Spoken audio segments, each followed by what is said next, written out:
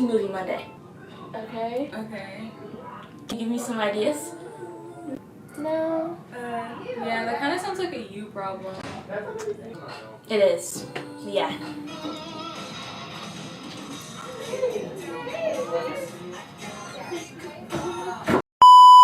Hey HF, happy last week of school before spring break. Don't you just love spring? Or not? Oh my god. Oh my god, it's the girl from BTV. Actually, this is for film. And on that note, I'm Summer Owens, and you're watching Movie Monday.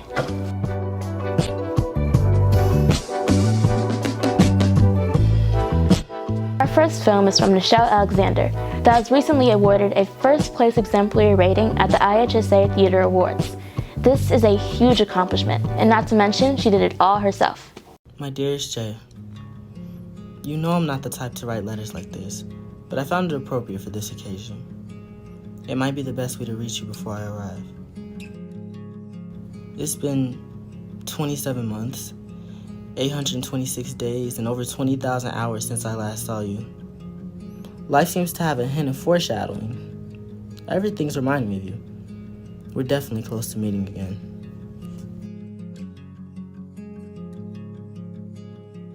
Nothing much has changed since you left. The Christmas lights still come up beautifully once every year. The town is still just as busy as it's always been. I've taken up reading books like you did, and I've learned a lot more than I thought I would. I've actually taken up a lot of your old habits. Humming to myself when I'm bored, sitting on the porch at random hours even when it's cold, and eating those bittersweet chocolate chips that you love. I actually used to hate the chocolate chips. I figure that's kind of out of tone for me to say in a letter like this, but I was never able to tell you that. I only tried the chocolate chips because you loved them so much. I never understood how one could like something that looks so sweet but bit you back. However, the more I reflect on it and eat the chocolate chips, it made me realize why you liked them in the first place. Once you get past the tart taste, you're left with a sweet chocolate flavor that makes you want more. And along with that, you don't have to worry about others wanting you to share them. I've actually become a lot more isolated since you left. I enjoy sitting by myself more and going places to be alone with my thoughts. Sometimes the urge to be alone can get severe, but I'm learning to be okay with other people around me. Maybe it's because of the way you had to leave, but I find it quite therapeutic. I've probably been avoiding this part of the letter in order to save my own tears, but I miss you so much. Losing you is probably one of the hardest things I've gone through. When you left my senior year, I promised myself I would live my life to the fullest since you didn't get to. I promised myself I would try my best to make you proud, to become something you could look upon and smile. I also promised myself I would never refer to your departure as a death. You always hated that word. You said it only brings dark thoughts, and I'll forever stand by that. The point of this letter is to tell you I'll see you soon. I've been speaking to the doctors, and they said I have about a week left. I think I'm taking this considerably well. It's just that I'm not sure how to continue living my life at this short time, knowing that my time is coming. I'm writing this letter in hopes that you will receive it before I make my departure. In these last short days of breath, I just wanted to let you know that I'll be appreciating you and your life through it all. When we meet again, I'll even bring your favorite bittersweet chocolate chips. I love you so much, Jay. I'll see you soon. Your dearest, Andre.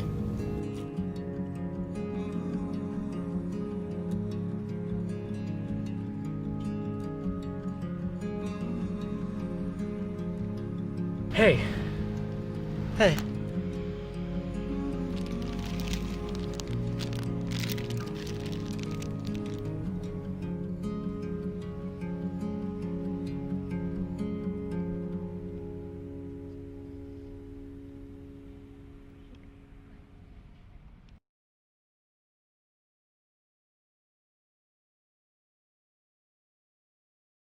Next is a long-form interview made by Mr. Holdren's Intro to Broadcasting class, made with Shondell Diaz, a student here at HF. My name is Shondell Diaz. I'm a sophomore student here at Homewood Flossmoor, and I'm a boxer.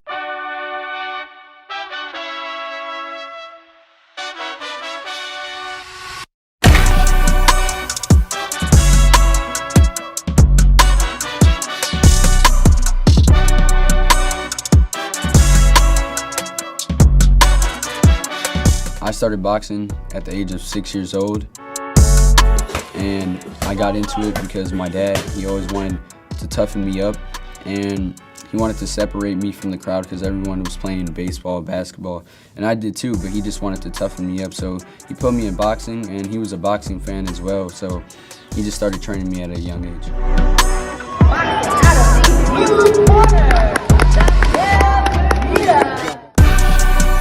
I got the name The Butcher from my dad. He listens to a rapper named Benny the Butcher, and it just sounds like a cool name. The Butcher slices things up, you know, butchers kill animals, and I kill every animal that steps into that ring with me. When I get out of school, usually training, boxing, I try to do my homework. There's nights where I go to sleep super late and I have to wake up super early for training. On the weekends, I just try my best to balance it out. It's hard sometimes because I'm always boxing, I'm always training, and my dad's always telling me like boxing. I'm like, I got a project due. I just try my best to balance it out, and I feel like I do a good job of that because my grades, I get A's and B's. It was hard at first, but I'm used to it because I've been doing sports my whole life. Sometimes I definitely miss out on high school, on like school dances or things, but I try to go to them even though I know that I have training the next morning. Like, my dad tells me like he wouldn't want me to go, he wants me to stay focused, but I feel like I could do both things at once. Me and my dad, sometimes it's rough because he tells me, my dad always keeps it 100% with me in the ring. He never sugarcoats anything. Outside of boxing, I get mad at him because I'm like, he's snapping on me in the ring, and sometimes I get sad, but I know that he does it because he loves me. He tells me for the best because in this game you could get hurt, people die in this game, and he tells me what I need to hear, and my dad brings that dog out of me, and I love him for that.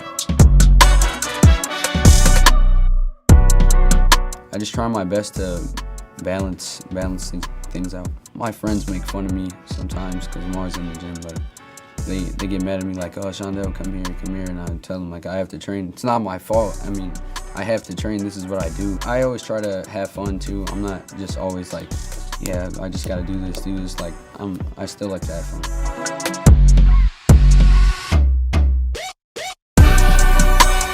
My biggest fear in boxing is to not reach my full potential. Even in myself, like sometimes I get sad when I lose, but I know that my talent is just too good to give up, so I always just try to stay on my gun. You're not always gonna be motivated. It's every day. I don't want to go to the gym. I don't want to lift weights. I don't want to box. There's days where I'm like, and I don't want to do this, but I have to do it. You don't do what you feel like doing. Do what you have to do. My goal is to become world champion one day and to become rich and have a better life for my family, for my kids, for my kids' kids. And I feel like I have the talent to take it there.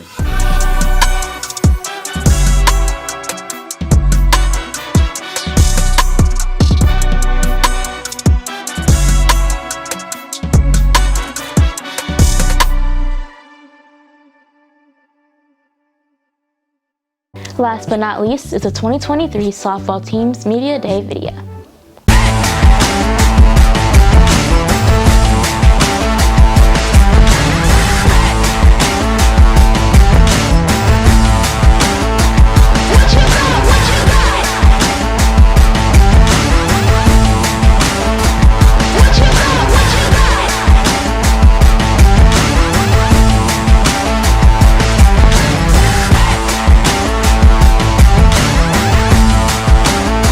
Number 10, Madison Jones, catcher and third baseman, class of 2023.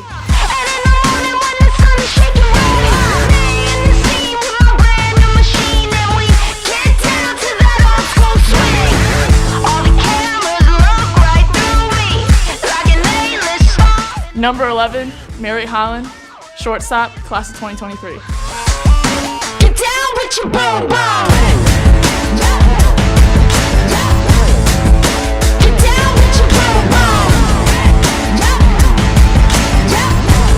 18, Morgan Tate, first baseman, class of 2023. Get down with your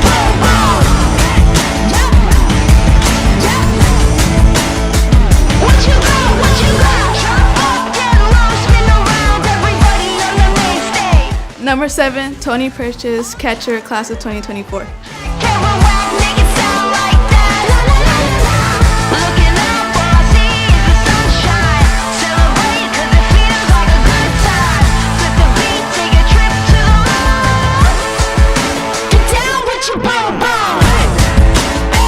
Number 6, Rebecca Urbanek, right-handed pitcher, class of 2024.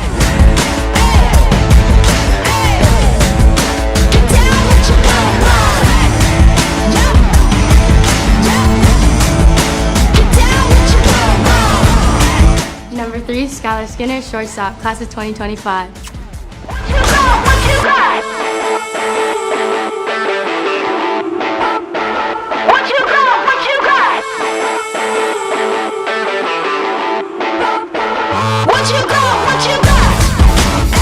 Number 12, Annalise Weber, outfielder, class of 2025.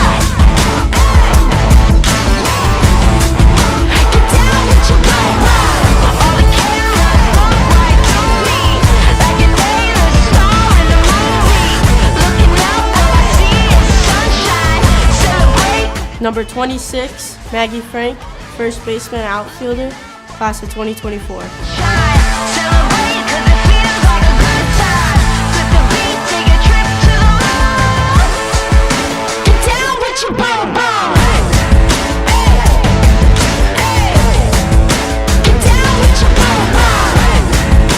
Number 30, Tori Frangella, third base, class of 2023.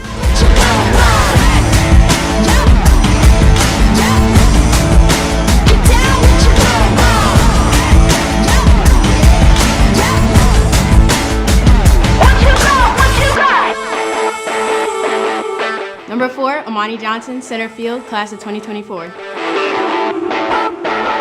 you got? What you got? What you got? What you got? Number 28, Narelle Cotner, second base, class of 2024. What you got? What you got? What you got?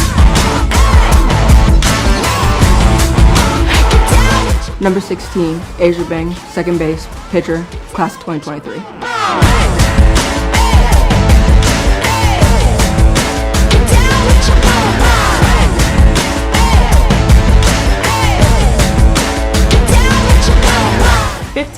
Savannah Roberts, utility, class of 2023.